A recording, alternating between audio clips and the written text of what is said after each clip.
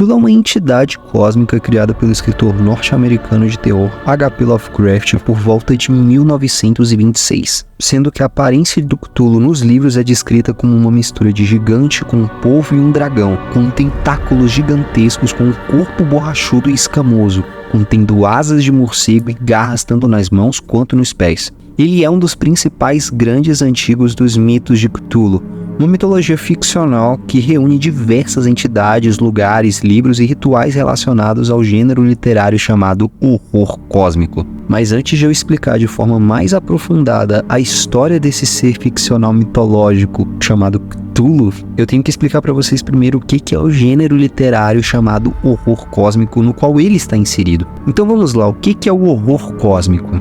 Ele é basicamente um gênero literário que explora o medo do desconhecido, do incompreensível e do inominável. Ele se baseia na ideia de que o universo é tão vasto, hostil e indiferente aos seres humanos que são insignificantes e impotentes diante de forças cósmicas que os ultrapassam de todas as formas possíveis. O patrono, ou seja, aquele que foi responsável pela criação desse termo e, consequentemente, desse gênero literário, é o escritor H.P. Lovecraft, que também criou Cthulhu. E para definir o seu projeto estético, o Lovecraft criou um universo ficcional chamado de Os Mitos de Cthulhu, que reúne diversas entidades, lugares, livros e rituais relacionados ao horror cósmico. Sendo que esse gênero da literatura influenciou em muitos outros escritores e artistas de diferentes mídias e gêneros, como Edgar Allan Poe, Stephen King, John Carpenter, Neil Gaiman e Alan Moore. O horror cósmico é um gênero que provoca um assombro profundo,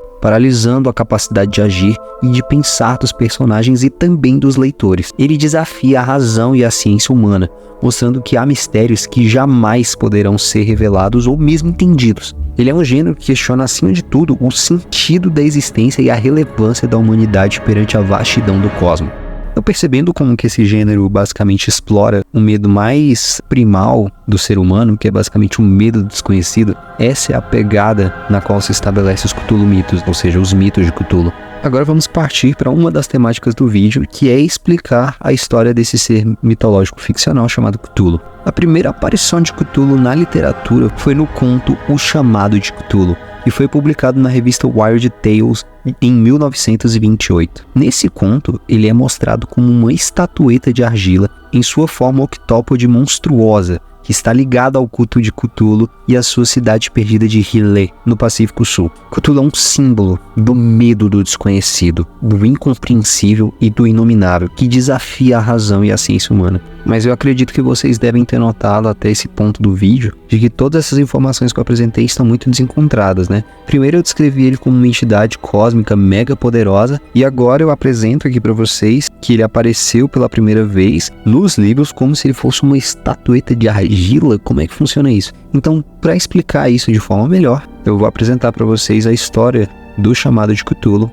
Então vamos mais a fundo, vamos entender qual que é a história desse conto, O Chamado de Cthulhu. Nesse conto é narrado uma investigação de um narrador que não tem nome, sobre um ser extraterrestre chamado Cthulhu, que é adorado por uma seita milenar que busca trazê-lo de volta para o nosso plano astral, o que causaria o fim de toda a humanidade. Esse conto ele é basicamente dividido em 3 partes. Na primeira parte, o narrador herda os documentos do seu tio-avô, que era um professor de antropologia, que morreu misteriosamente. Entre esses documentos, ele encontra uma caixa com uma estatueta de argila de uma criatura bizarra. Vocês já devem ter imaginado o que é.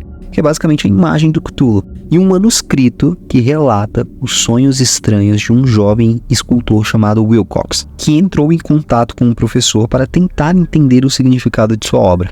Já na segunda parte, o narrador lê o relato de um policial chamado LeGrace, que investigou o culto de Cthulhu na Louisiana e que encontrou uma estátua de pedra idêntica à de argila. LeGrace então levou a estátua para uma reunião de arqueólogos, onde descobriu que o culto era muito antigo, que se espalhava por diversos lugares do mundo. Ele também soube que Cthulhu estava adormecido em uma cidade submersa no Pacífico Sul chamada Hille, e que um dia ele iria despertar e trazer o caos e a destruição de todo mundo.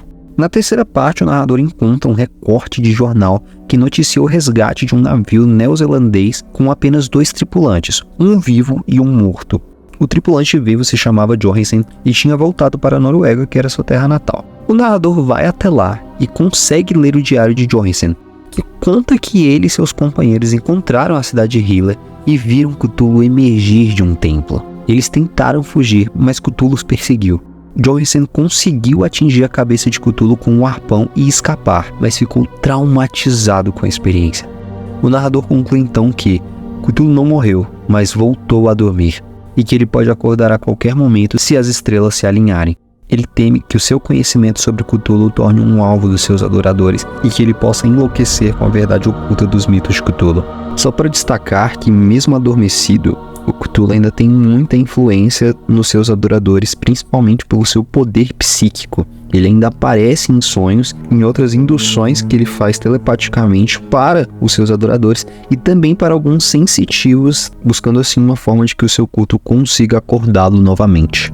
Uma coisa bem interessante de se ressaltar é que boa parte dos tripulantes desse navio perderam sua sanidade no momento em que viram o Cthulhu. E esse tripulante que sobreviveu também teve sua sanidade muito afetada, porque, como eu disse lá no começo, o horror cósmico ele se baseia nesse temor do desconhecido, nesse medo instintivo do ser humano. E a forma do Cthulhu, mesmo tendo essas descrições, essas narrações, etc., a verdadeira forma do Cthulhu é desconhecida. Não tem nenhum desenho, nenhuma gravura, nem nada. Essas são basicamente descrições de terceiros que se encontram e eles formam essas bases comuns para a gente fazer essa construção imagética na cultura pop sobre o que é o Cthulhu. Mas nos livros em si não tem nenhuma gravura original, nenhuma pintura, nem nada do tipo, a não ser essas pequenas partes dos livros que somente descrevem para o leitor estatuetas, gravuras, pinturas e entre outras coisas que possam dar pistas e indicar como seria a aparência de Cthulhu. Se você quiser saber mais sobre o Cthulhu e os mitos de Cthulhu, consequentemente, você pode ler o conto original ou outras obras de Lovecraft e de autores inspirados por ele. Você também pode assistir filmes, séries, jogos, animações, músicas, jogos, quadrinhos e outras produções culturais que foram influenciadas por essas obras. Mas cuidado, pois o conhecimento de Cthulhu é perigoso e perturbador. Lembre-se a frase que abre o conto.